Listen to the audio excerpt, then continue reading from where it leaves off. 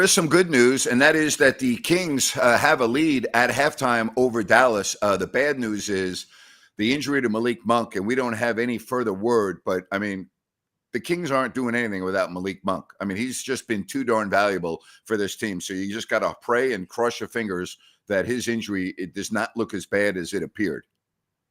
Yeah, amen, Grant. Don't look at the fall. Look before that. We hope he is okay, but when we talk about the Kings offensively, that to me was the last spark that currently is able to play.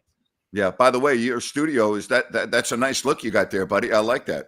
Thank you, sir. The Ryan and Sacktown Studios. So, yeah, I like that. That's good. Thank you. All right, so I guess the question is, well, Monk is not coming out. We already know that. He's been ruled out. Right. So the Kings are going to have to hold on. And I think the word is, or the term is hold on. They're going to have to hold on here in the second half. Yeah, and Grant, you're spot on. That's what I worried about. You saw a little bit at the end of the first half, and I don't like the Kings when they're up 15. I like them better when they're down 5. Well, they're up right now 9 at 60-51. And, I'm looking at the box score, and I think it's safe to say that we had a Harrison Barnes sighting. Yes. But you're going to need Sabonis, I think, to have a big second half here along with Murray. One of those two are going to have to really start making some shots. I expect Fox to have a good half, but without Monk now, someone's going to have to fill that void. Yeah, no doubt. And I think that Mike Brown has some different options to play with. I'm looking right at Keon Ellis, Grant. No reason that Keon can't play extended minutes. He's done well so far this game. All right, Jerry Reynolds joins us at the half. Jerry, you can't predict injuries, and no Malik Monk, who knows for how long, but that is devastating for this team. And Ryan, we're just talking about now it's about being able to hold on in this game and give yourself at least a little bit of breathing room. Yeah, that was a great half. There's no doubt about it. I thought Keegan Murray was just brilliant defensively, and and of course Harrison Barnes may be the difference maker. But to your point, you're going to have another half because Dallas is not going away, and certainly with Irving and Luka, they have guys that you have to double. I thought Mike Brown did a marvelous job getting the ball out of both their hands when he could out high. It left, Lively got some easy baskets out of it, but man, you gotta take some chances if you're going to beat this team. And the effort was there, it was aggressive. I mean, if you're a Kings fan, you just couldn't ask for more. And I'm not surprised. I mean, the Kings have shown a tremendous ability to bounce back from awful games this year. They've done it time and time again. So, quite frankly, this is the Sacramento Kings team I expected to be on the floor tonight. I thought they would come out and play very well, Rhino, and they did. Absolutely, Grant. I mean, when this team controls their controllables, they're very hard to beat. And we talk about pace. The pace was so much better in that first half. Transition, they got killed last game. 20-3 transition first half. To me, that's everything. They got to keep that up. Jerry, you seeing anything on that? Well, I mean, certainly the Kings are so much more aggressive defensively. It's made tougher shots for the Mavs, and so that means you get out and get in transition more often. The last game they've taken the ball out of bounds every time. Yeah. So that makes it a lot tougher. But I think too, I really think with Domas is doing a much better job of getting the ball moving before he gets trapped. And either going to the basket trying to score it or kicking it out before the double team gets formed on him, which they were doing well in that last game. So that's a plus. And then I think maybe the main plus, though, for this team in the first half was Harrison Barnes.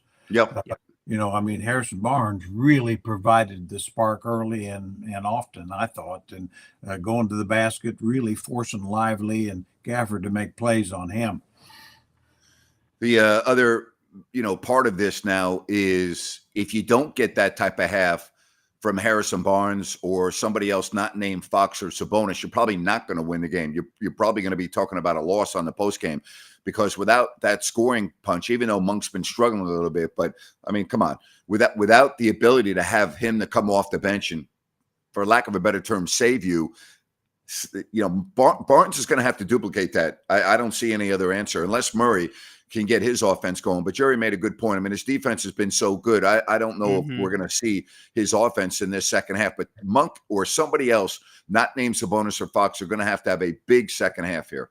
Yeah, I agree with you. I don't know if Harrison can have another half like that. It'd be nice, but I don't really predict that. I do think they're going to have to whether it's Davion Mitchell or Keon Ellis, you're going to have to get more offense from other guys, and this would be a good opportunity for someone like Duarte to step up and make a few shots because, and I agree with you on Keegan. I'm just not sure physically he's going to be in a position. I mean, he is wearing himself out on the other end. So other than just getting open shots, you got to hope that Domas and his teammates can just find him for open spot up threes.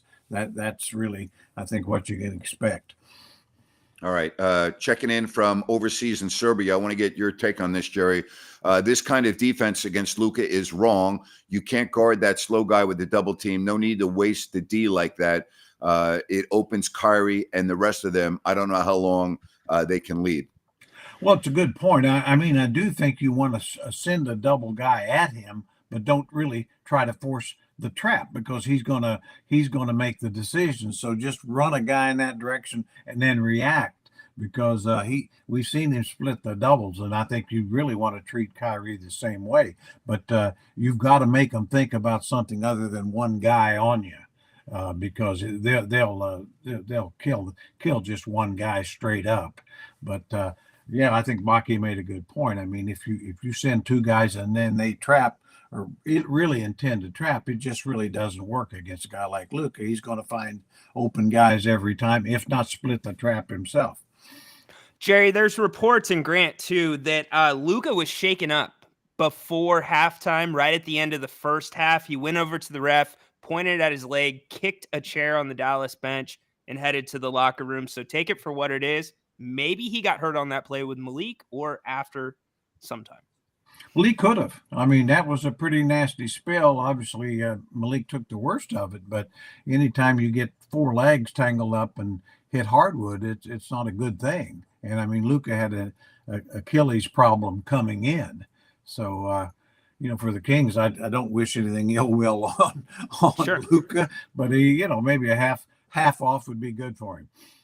Again, we're hearing it's Luka's knee, and again, they're still in the locker room, so we don't have any word. But if you took Luka off the floor in this second half and no Monk, I mean, I like the Kings. If you tell me that Luka's going to play, 18 to 20 minutes of this second half, I kind of think the Mavs are going to catch up and spoil this for the Kings. But we're monitoring that as closely as we can. But I really don't see the Kings losing with everything going on without Luka Doncic in this second half. I really don't. Hey, Jerry, Go ahead, Ryan. Yeah, I was just going to say, assuming that Luka comes back and plays, do you see a route that the Kings could win this game wire to wire, or at least from the second half on, and not open the door for Dallas? Oh, I think they can win this ball game. I mean, I think but they have to maintain what we saw in the first half.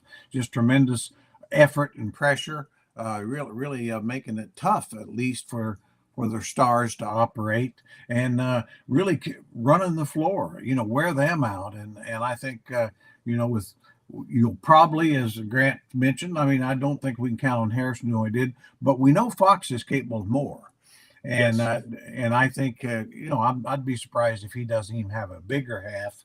And that might make up the difference. But, yeah, I mean, Kings are ahead now and no reason they can't stay ahead.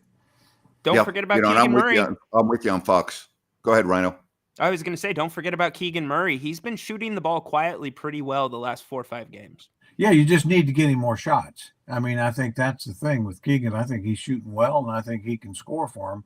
I think if they do adjust to Harrison, which I would expect they're going to try to do, get a little more help on Harrison around the basket, so Keegan might be able to find himself a lot of open looks out there. So, it's just a matter of really, I think it still comes down to defense. If you hold these guys to, little over 50 points in the half, you got a great chance to win. But Jerry, your point I want to go back to because I think you hit on something. Is this a case where Keegan's defense and intensity and everything else we're seeing on that end of the floor, he's sacrificing his offense somewhat? Oh, I think there's no doubt about it. I mean, it's the kind of thing you expect from defensive specialists, the Michael Coopers of the world of years ago. Well, and I think it takes him out of his offensive game a little. So, you hope as his career merges that maybe they can find another long wing that can do some of the same things and free him up a little more offense on a consistent basis. All right, predictions here. The other night, I had Dallas winning it at the half. I'm picking Sacramento to win this game. I just like everything that I'm seeing. I know there's no Monk, but we're still waiting on Luka. But I think the Kings are very capable of putting together another good half. Their season is, I don't want to say on the line, but perhaps the 6th seed is on the line, and I like their chances here. So I'm going to pick them to win. Very difficult right now to predict the score, not knowing the status of Luka Doncic. But I'm going to pick Sacramento to win this game. I'll throw out a score of I'm going to go 115 to 109. I'm going to say, I'm going with you, Nate. Sacramento wins this game. I think it's going to be a little bit closer, and Keon Ellis is going to be the reason why. He's going to keep up the hot shooting for the Kings. I'm going to say 111, 103. Well, I think it's going to be 110, 107 Kings. They're going to get tight. I do think you're going to need some scoring from Keon. I will say this about one last thing about Monk. If they can win the game without Monk tonight, you just can't, play the rest of the season. Hopefully it's just a 1-game issue because he simply is too good a player to make up for, and they really don't have any way of doing that. You made a great point. We see this all the time where a key player goes out during a game and that team is still able to respond, but then it really catches up with them in the next game and the next games. And again, we're speculating. We don't know what the situation is on Malik Monk. But if he misses any period of time, let's not kid anybody. All right, we've been calling the big three of Fox, Sabonis, and Monk. It's devastating. It would be devastating for this team with the remaining games coming up. It'd be devastating. I don't. You can bring up any name you want. Keon Ellis, Davion Mitchell. That's fine. They're not Malik Monk. They don't do what Malik Monk does. If Monk is out for any period of time, it's devastating for this team. Yeah. What other player does the Kings have that could get 25 or 6.5? None. No, Fox. Really, other than Fox. No. I mean, so that's it. Yeah. Yeah. Well, the Kings would have to do something. They would have to look at the Stockton team and try to figure something out or get a free agent, right, Jerry? Well, or somebody, but you're not replacing Monk. So no. No, there's nobody in the G League right now. That ain't happening. But let's no, I agree. Let's not speculate. Let's wait and see what happens. We have not received any word. The second half is going to be beginning here in a moment, and we'll have to wait and see who's playing and who's not. But regardless, we're going to be on post game talking about this, and hopefully the beam will be lit. And we're talking about a big time bounce back from Tuesday night's debacle. But again, there's really nothing that I've seen in the second half that surprised me. I thought the Kings would play well. Ryan, Jerry, they have. And now the question is, can they do it for 2 more quarters? Listen, everyone in that locker room knows what's at stake, and as do the Mavs. I mean, this is going to be playoff intensity basketball here in the second half. Yeah, it really is. And, well, I tell you what, guys, I'm ready for a little beam lighting. So you bring it on. That's all I'm saying. That's what I want, some beam. All right, Jerry. Appreciate it, Jerry. Thank you. See you guys. Thanks, Jerry. All right. So, Ryan, we'll just have to wait and see, as we are talking here right now. I'm not ready to talk about who's playing and who's not yet. I just got to wait until the guys run out on the floor. But it is what it is. I mean, at this point in the season, you just hope that you're playing at full strength, but we know Herter's out for the year now. He's going to have season-ending surgery. Who knows about Trey Lyles? You still don't have Sasha Vezenkov. There's only so much you can withstand if you're a team. And if you lose Malik Monk for any period of time, I'm sorry, you're in deep trouble. You're in very, very deep trouble. And really, at that point, Grant, what it becomes is you're playing with house money, right? And you're having some fun, but let's hope the best for Malik and hope it's not serious. All right, we'll be back after the game. Join us in a little more than an hour right here on If You Don't Like That.